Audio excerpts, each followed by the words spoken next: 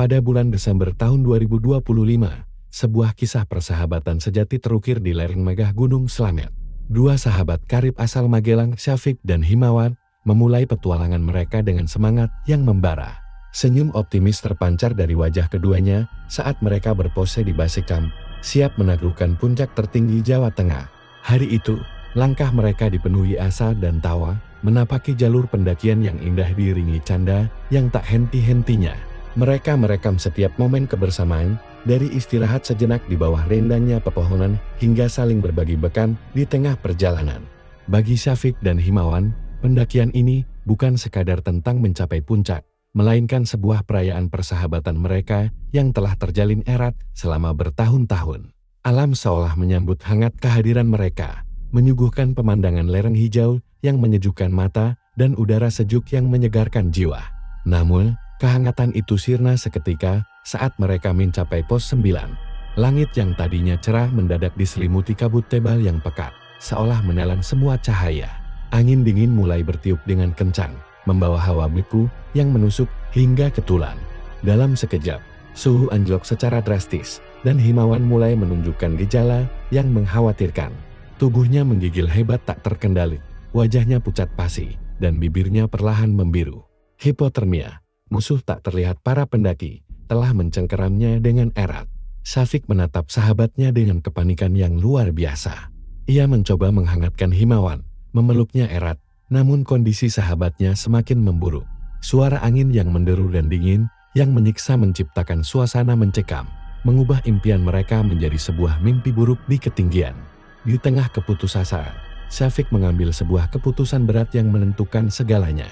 Dengan sigap, ia melepaskan jaket tebal yang dikenakannya dan memakaikannya pada tubuh Himawan yang semakin lemah, berharap sedikit kehangatan itu bisa memberi waktu.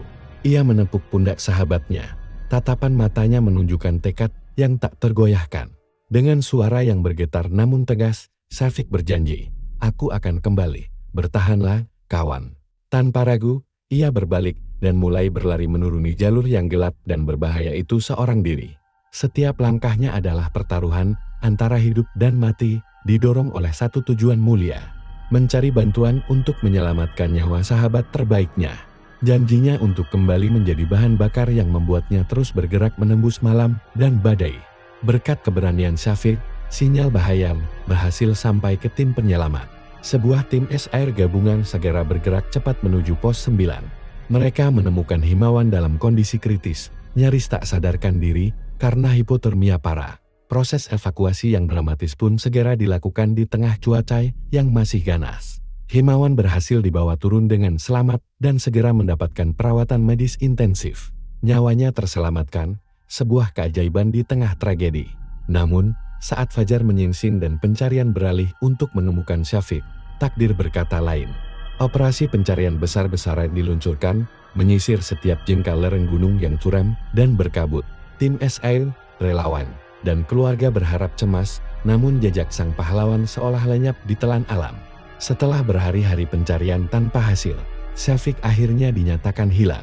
Wajah-wajah sedih dan lelah dari tim SAR serta isak tangis keluarga menjadi saksi bisu akhir dari kisah ini. Gunung Slamet, yang tadinya menjadi saksi persahabatan mereka, kini berdiri megah dalam keheningan yang menyakitkan. Himawan selamat, namun ia harus hidup dengan kenyataan pahit bahwa sahabat yang menyelamatkannya tidak pernah kembali. Syafiq, sang pahlawan, mengorbankan dirinya demi sebuah janji persahabatan. Kisahnya abadi di lereng Slamet, menjadi pengingat yang pilu akan kekuatan ikatan persahabatan, pengorbanan tanpa batas, dan betapa kecilnya manusia di hadapan keganasan alam yang tak terduga.